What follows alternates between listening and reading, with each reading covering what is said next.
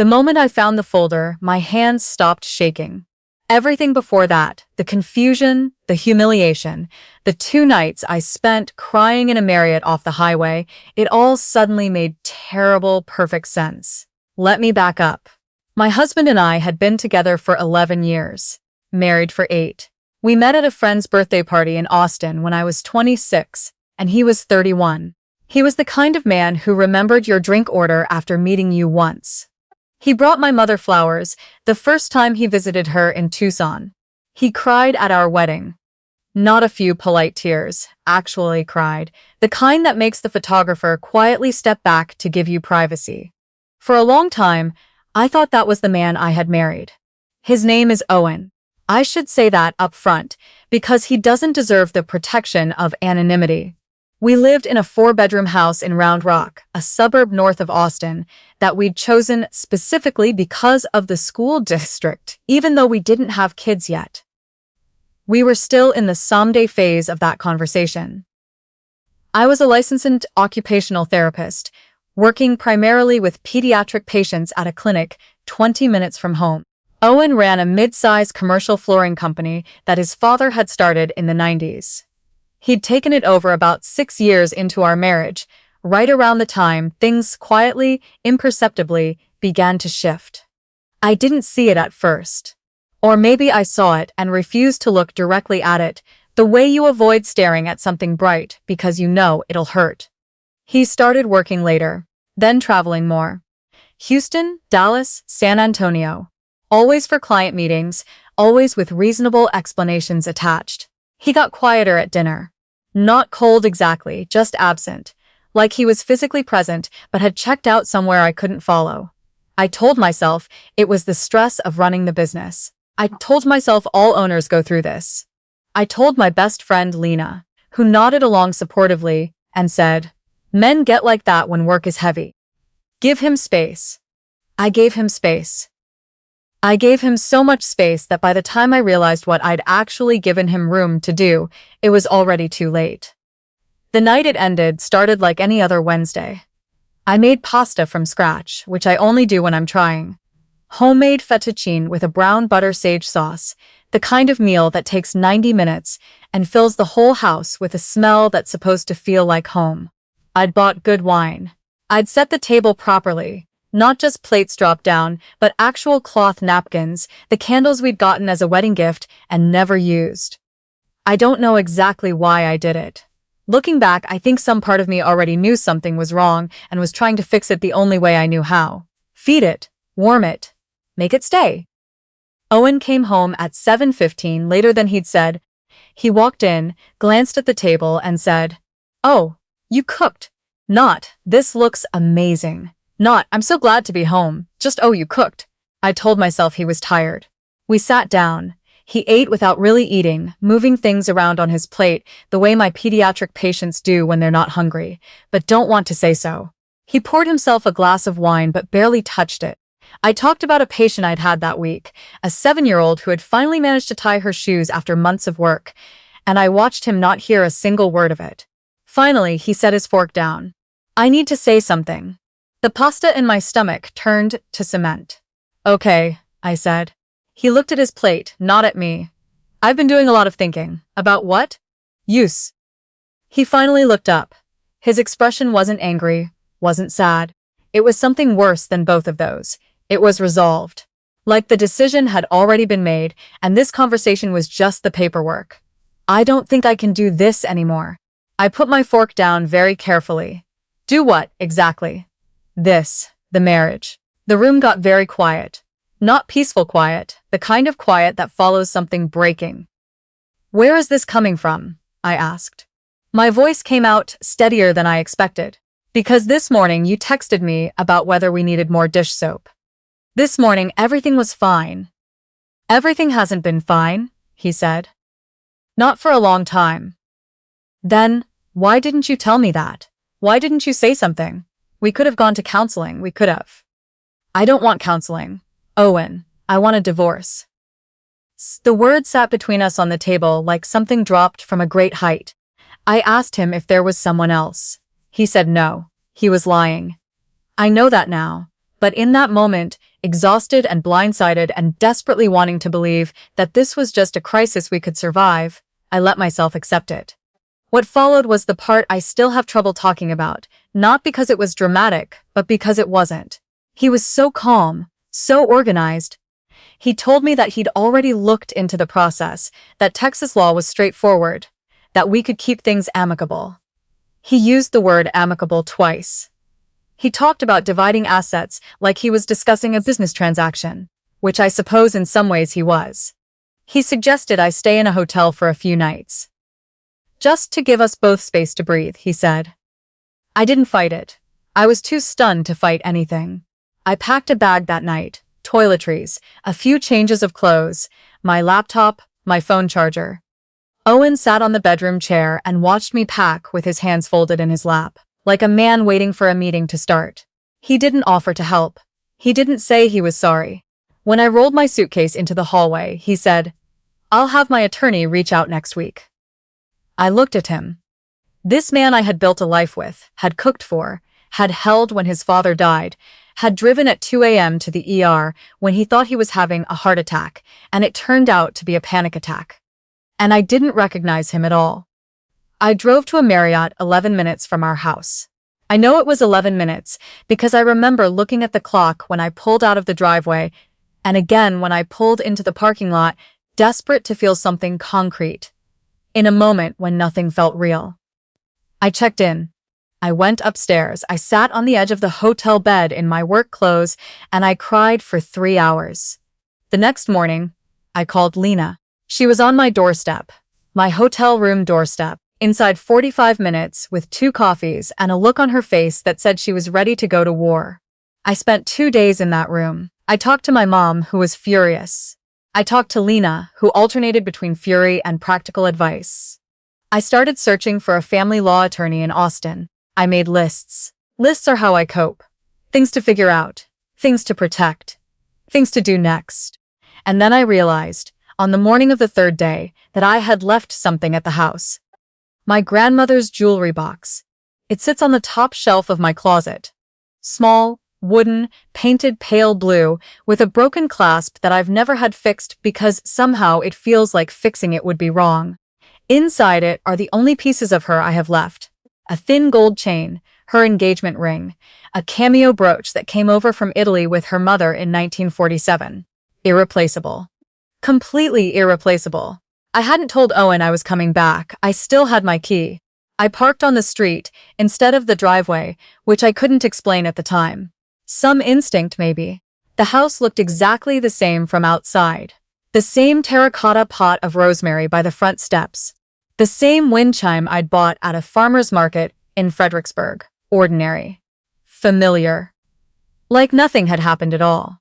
I unlocked the door, and then I heard her laugh. It came from the kitchen. A woman's laugh, easy and unguarded. The laugh of someone completely comfortable where she was. Followed by Owen's voice, saying something low that I couldn't make out, and then her laughing again. My whole body went still. I stood in the entryway for what felt like a long time, but was probably about 4 seconds. And then I walked down the hall. She was sitting at my kitchen table. In my kitchen. At my table.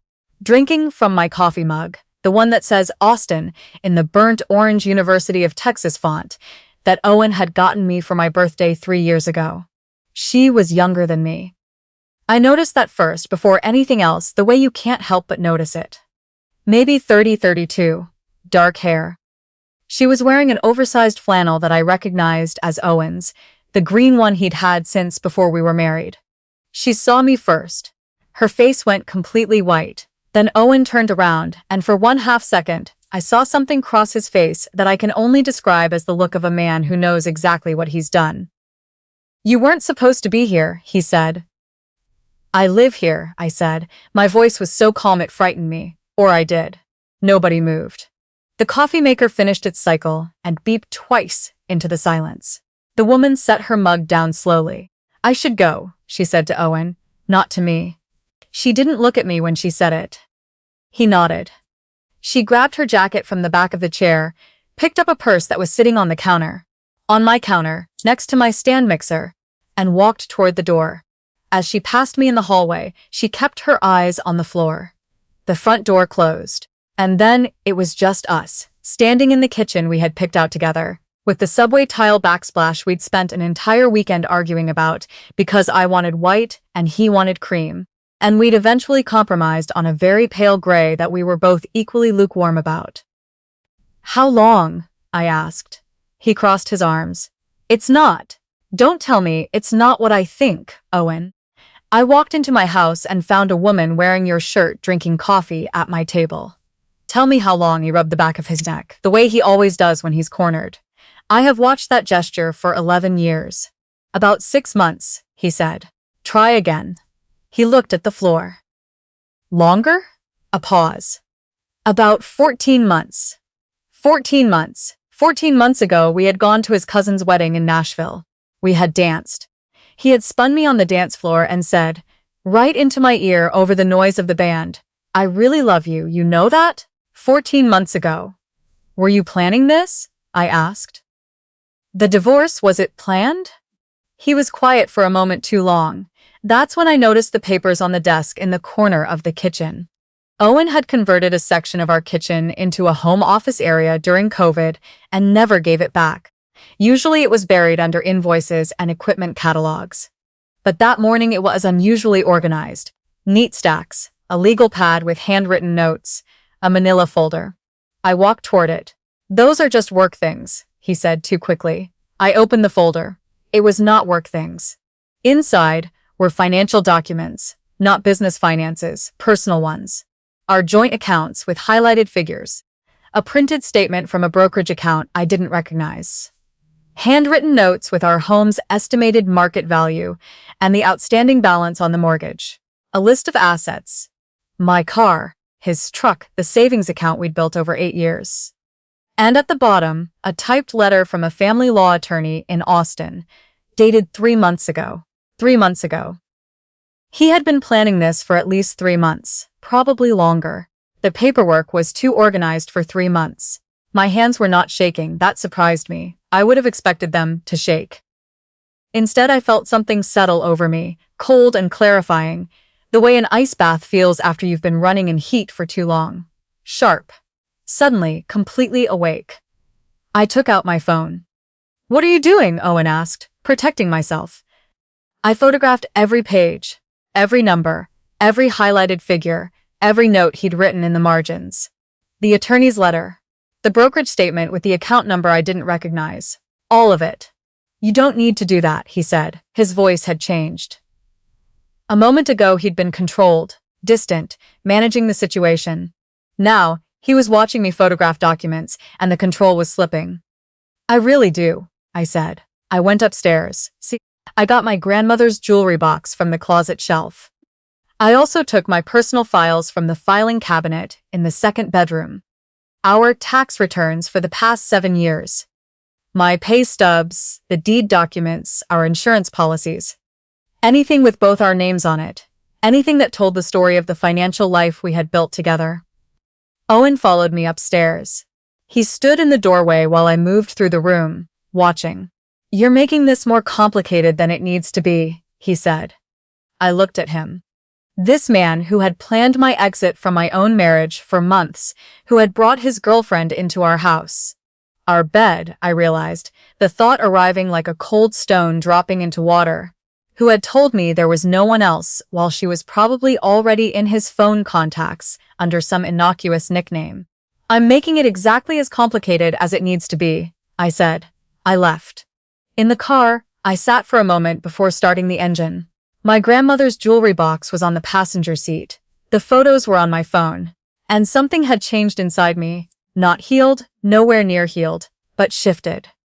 The fog of the past 3 days had cleared. That afternoon, I called a family law attorney named Ms. Okonkwo, whose name had appeared 3 times in my research as one of the best divorce attorneys in Travis County. Her assistant got me in the next morning. Ms. Okonkwo was the kind of attorney who listens completely before she speaks. She let me lay out the whole story. The dinner, the hotel, coming back to find the other woman, the documents. When I finished, she was quiet for a moment, and then she said, "The brokerage account is interesting. We'll want to look at that carefully. She explained that in Texas, a community property state, assets acquired during the marriage generally belong equally to both spouses, regardless of whose name is on the account. If Owen had been quietly moving money, and the handwritten notes in that folder, the highlighted figures, the way he'd said, "Those are just work things," there was reason to look. We looked. What the forensic accountant found over the following 8 weeks was not catastrophic, but it was significant. Owen had opened a personal investment account 14 months ago. The same month, as it turned out, that his relationship with the other woman had begun. He had been transferring money from the business into it, in amounts just small enough not to immediately flag. Not enormous sums, but consistent ones. Over 14 months, it added up to just over $60,000 that he had redirected away from our shared financial life. $60,000. I keep coming back to that number, not because of the money itself, though $60,000 is $60,000, but because of what it represents. 14 months ago, he had already decided to leave. He was already planning. He was already building a separate future, brick by brick, while I was at home making pasta from scratch and trying to figure out what I was doing wrong. The divorce took 9 months. Not 9 easy months, but not 9 years either. Ms. Okonkwo was methodical and relentless in the way that good attorneys are, and Owen's attorney eventually seemed to communicate to him, through the stiff, translated language of settlement negotiations, that the financial maneuvering had not gone unnoticed and that cooperation was in his best interest. We sold the house. The equity split 60-40 in my favor. Accounting for the accounts were divided. The retirement accounts were divided. I kept my car. He kept the truck and the business, which was structured as a separate entity. But the business valuation was included in the asset calculations, and Owen's share of the marital estate was reduced accordingly. I won't say I got everything I deserved. I'm not sure that's how divorce ever works. You lose things. Time. Mostly, energy. The particular grief of dismantling a shared life is not something a settlement agreement can fully address. But I got enough. I found a 2-bedroom apartment in South Austin, a neighborhood I'd always loved and we'd always said was too trendy to actually live in. It has big windows and original hardwood floors and a tiny balcony where I put 2 chairs, even though I live alone, because I like the idea of them being there.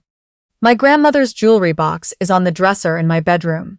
Her engagement ring is on a chain around my neck. I went back to work. I threw myself into it with a focus that I hadn't had in years. The kind of clarity that comes, I think, when you stop spending energy on something that was consuming you. One of my patients, a 5-year-old with sensory processing challenges, learned to tolerate wearing shoes for the first time in her life. During that period, I cried in the parking lot after that session. Not from sadness, from relief that I was still capable of being moved by something good. I started therapy. Not because I was falling apart, but because I decided I didn't want to be the person who needed to fall apart before asking for help. My therapist, Dr. Amara, has this way of asking questions that makes you realize the answer was obvious all along and you just needed someone to aim it at you. She asked me once, about 6 months in, what I was most angry about. I said I was angry about the 14 months, the planning, the patience of it. He had looked me in the face every single day for 14 months and performed a marriage while quietly building an exit. Dr. Amara nodded slowly. And what does that tell you about your ability to trust your own perceptions? She asked. I thought about that for a long time. Here is what I eventually concluded. I had known something was wrong. I had felt the distance, noticed the absences, registered the way his attention had drifted.